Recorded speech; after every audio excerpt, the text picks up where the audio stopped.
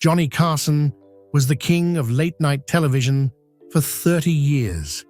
Behind that charming smile and quick wit, he had to deal with all kinds of guests. Some made him laugh, others made him think, but a few made him grit his teeth and count the minutes. These are the 8 guests that Johnny Carson reportedly couldn't stand. And to kick off this list is Bob Hope. Johnny Carson and Bob Hope might have been 2 comedy legends, but behind the scenes, their relationship was far from friendly. Carson enjoyed natural, spontaneous conversations with his guests. He liked it when people could go off script and talk about things that felt real and in the moment. Bob Hope, on the other hand, wasn't that kind of guest. According to Andrew Nichols, who once worked as Carson's head writer, Hope depended completely on his team of writers. Every line he said was planned ahead of time. Bob always came with a script, Nichols once said. Johnny liked guests who lived in the real world and could talk freely. With Bob, there wasn't much to say. As time went on, Carson became less and less excited to have Hope on the show. Hope's appearances felt stiff and forced. He would only respond to questions that had been agreed on beforehand. If Carson asked something out of order, Hope would get confused and give the wrong answer. After one particularly dull interview in the 1980s, Carson reportedly turned to his staff and said, "If I ever get like that, just shoot me." Their awkward dynamic wasn't just limited to the studio. Offstage, there was a quiet rivalry. Hope, being older, saw himself as the senior figure and seemed to think Carson needed guidance. At Ronald Reagan's first presidential inauguration, both men were invited to perform. Even though Carson had the bigger spot in the lineup, Hope approached him with a few joke suggestions. "Here, Johnny," he said, handing over a few pages. "Maybe you can use these." Carson smiled and said, "Thanks, Bob. That's kind of you, but I've got everything ready." But once Hope walked away, Carson was furious. "Can you believe that? He thinks I need his jokes?" Even with their differences, NBC kept putting Hope front and center. When Carson moved The Tonight Show to California, he took over a studio originally built for Hope. Still, Hope had special rights. He could appear on the show anytime he wanted to promote something. Carson wasn't happy about it, but saying no to Hope wasn't an option. But Hope's rigid style was just the beginning of Carson's guest troubles. Speaking of performers who played by their own rules, that brings us to a man who never met a rule he couldn't break. Frank Sinatra, the legend who treated every room like his own personal stage. When Old Blue Eyes walked into The Tonight Show, ratings went through the roof. The man was pure magnetism, and audiences couldn't get enough of him. But behind the scenes, Johnny Carson learned what everyone else in Hollywood already knew. Frank Sinatra didn't just sing My Way, he lived it. Sinatra was used to being the boss wherever he went. Hotel managers, movie directors, record executives, they all bent over backward to keep him happy. And he expected the same treatment from Carson. What? The problem was, The Tonight Show was Johnny's kingdom, and he wasn't used to sharing power. The most famous example happened during a live taping. Carson was in the middle of his monologue, hitting his stride with the audience, when suddenly Frank Sinatra walked right out onto the stage. No warning, no cue from the producers, nothing. He just strolled out and interrupted Johnny mid-joke. The crowd went absolutely wild. They loved the spontaneity, the surprise of seeing Sinatra appear out of nowhere. But Carson, he kept smiling and played along like the professional he was, but inside, he was steaming. That kind of power move might have worked in Vegas, but this was Carson's show. Then there were the demands. Sinatra traveled with an entourage that made rock stars look modest. Last-minute changes to the show's format, special seating arrangements, specific lighting requirements. The list went on and on. Every Sinatra appearance turned into a major production, and Carson, who valued order and control, found it exhausting. Don't get it wrong. Carson respected Sinatra's talent immensely. How could he not? But having him as a guest meant giving up control of his own show, and that never sat well with the man who had spent decades perfecting the art of being the perfect host. While Sinatra brought chaos through star power, our next guest brought a different kind of challenge, one that made Carson squirm in his chair for entirely different reasons. Harry Belafonte. Johnny Carson had nothing but respect for Harry Belafonte. The man was a triple threat: singer, actor, and humanitarian. His voice was magic, his screen presence undeniable, and his commitment to civil rights was inspiring. But when Belafonte sat down on The Tonight Show, Carson often found himself in uncharted waters.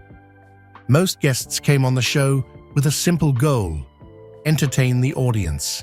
They would tell funny stories, promote their latest project, maybe sing a song. Light, breezy, perfect for late-night television. But Belafonte had bigger things on his mind. He came to The Tonight Show to talk about civil rights, social justice, and the problems facing America. When Belafonte spoke about inequality, about the struggles of African Americans, about his work with various humanitarian causes, the studio would fall silent. Not because people weren't interested, but because the weight of his words didn't match the usual tone of the show. The Tonight Show was America's bedtime story, a place where people came to unwind after a long day.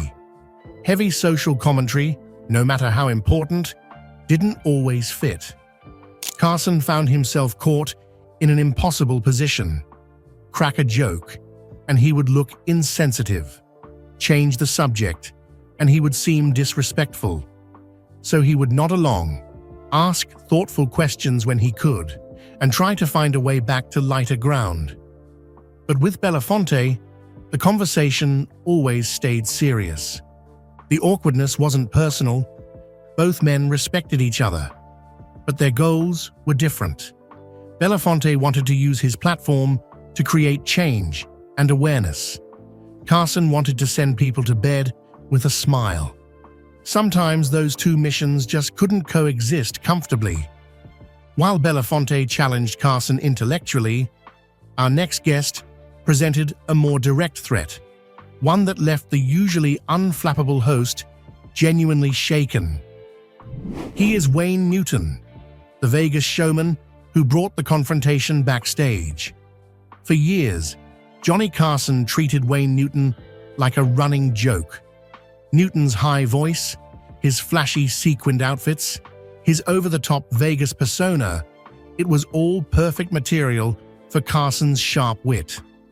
Night after night, Johnny would throw out one-liners about Mr. Las Vegas, and the audience would eat it up. It seemed harmless enough. After all, everyone in show business got roasted by Carson at some point. But Wayne Newton wasn't laughing. While most celebrities understood that Carson's jokes were part of the late-night game, Newton took them personally.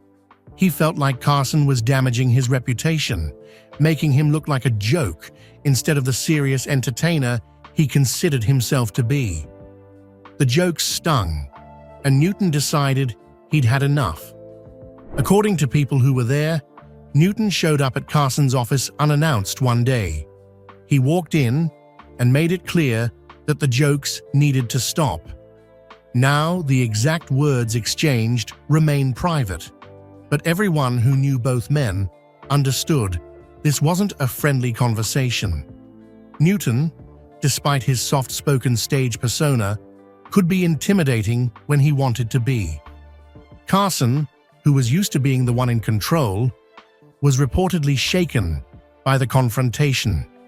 He had spent decades making fun of everyone, from politicians to movie stars, and no one had ever marched into his office to demand he stop. The jokes about Wayne Newton ended almost immediately, but the damage was done.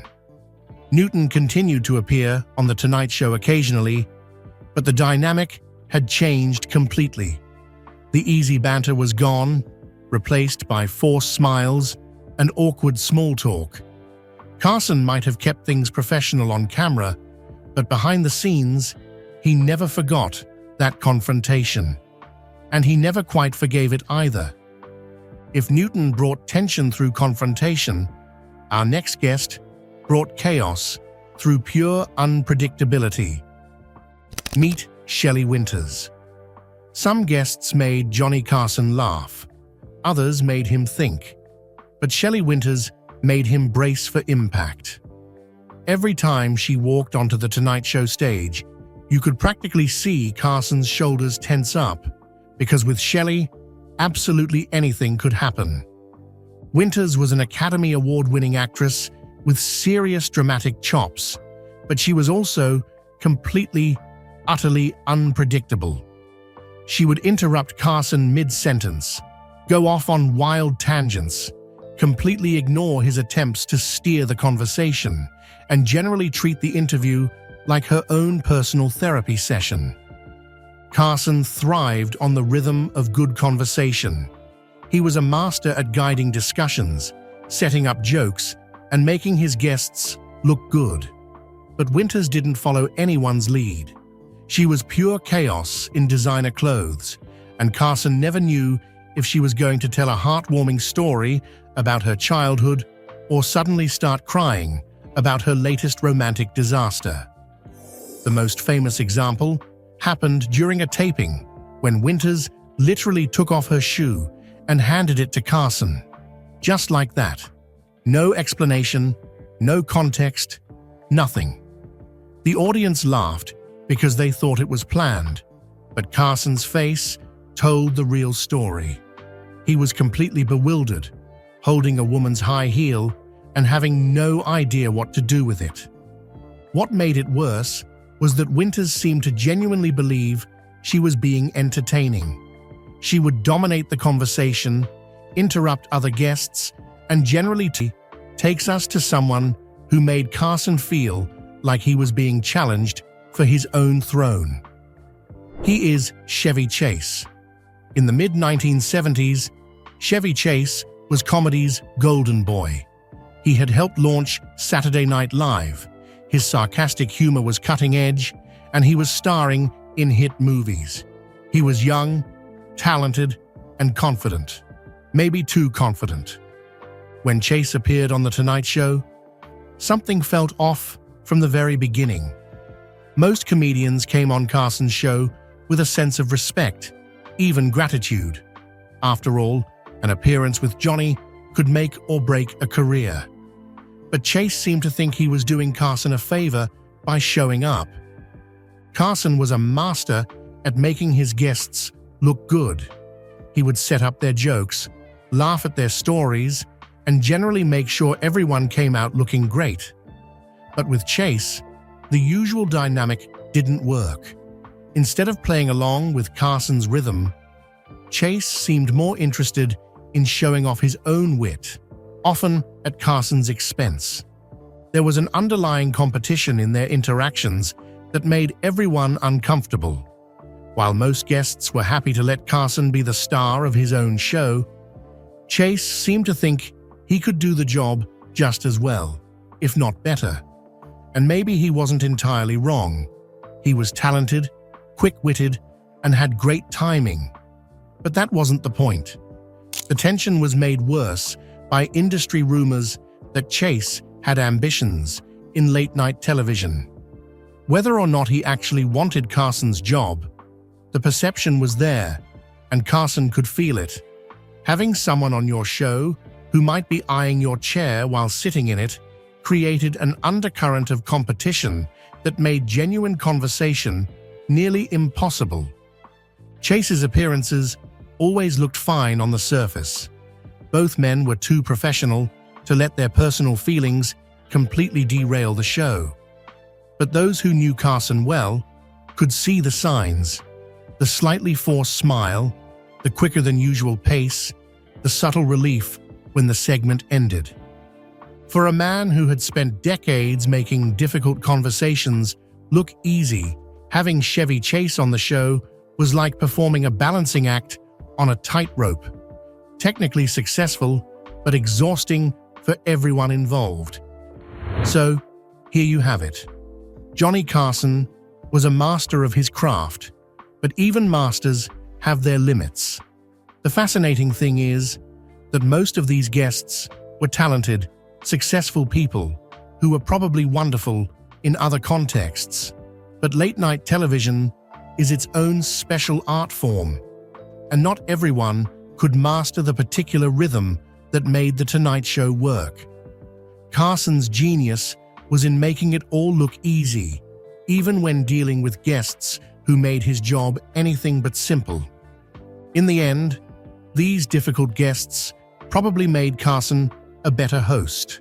They forced him to adapt, to find new ways to manage challenging situations, and to maintain his professional demeanor even when he wanted to run screaming from the studio. They were the sand in the oyster that helped create the pearl of Carson's legendary career. Turn what should have been a smooth talk show segment into a one-woman show, and not necessarily a good one. Carson was too much of a professional to show his frustration on camera, but people who worked on the show knew the truth. When Shelley Winters was booked, it wasn't going to be an interview. It was going to be an endurance test. While Winters brought chaos through sheer unpredictability, our next guest presented a different challenge, one that left Carson feeling completely out of his element. He was none other than Fred Rogers, the man who made kindness feel awkward on late-night television. This one might surprise people. Fred Rogers, Mr. Rogers, was one of the most beloved figures in American television. He spent decades teaching children about kindness, empathy, and understanding. He was gentle, thoughtful, and genuinely caring in a world that often rewarded the opposite. But when he sat across from Johnny Carson, something strange happened. Kindness became uncomfortable.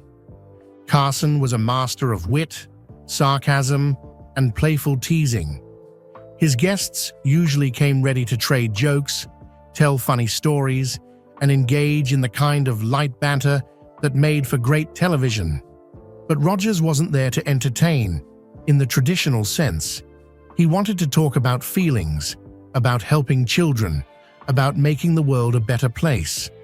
And that's beautiful, but it didn't exactly make for exciting late-night TV. Carson found himself in an impossible position. He couldn't joke with Rogers the way he did with other guests.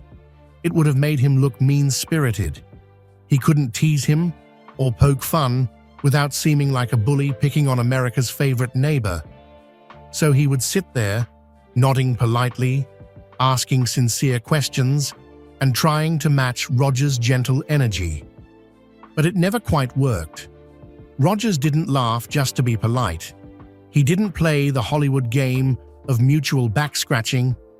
He spoke slowly, thoughtfully, and with a kind of earnest sincerity that was wonderful in children's television but felt strangely out of place in Carson's rapid-fire world. The interviews weren't disasters, but they were awkward. Two good men from completely different worlds, trying to connect and not quite managing it. Carson respected Rogers immensely, but having him on the show was like trying to tell jokes at a meditation retreat. The energy just didn't match. While Rogers brought discomfort through his gentle sincerity, our next guest brought a different kind of tension, the kind that comes from taking yourself too seriously. If you guessed Charlton Heston, then you're right. Charlton is that Hollywood legend who treated every conversation like a history lesson. He was movie royalty. Ben-Hur, The Ten Commandments, Planet of the Apes. The man had been the leading man in some of the biggest films ever made. When he walked onto the Tonight Show stage, he carried himself with the dignity of someone who had literally played Moses and Michelangelo. The problem was, he never stopped being those characters. Carson was used to celebrities who could laugh at themselves, who could be playful and light even while promoting serious projects. But Heston was always on in a very particular way. He was formal, serious, and spoke as if he were addressing the Roman Senate rather than a late-night television audience. Ask him about a movie, and he would launch into a detailed explanation of the historical significance of the story. Ask him about working with other actors, and he would give you a lecture on the craft of performance. Everything was weighty, everything was important, everything was delivered with the kind of dramatic gravity that worked great on the big screen but felt heavy on late-night TV. Carson liked flow and rhythm in his conversations. He wanted guests who could go from serious to silly and back again without missing a beat.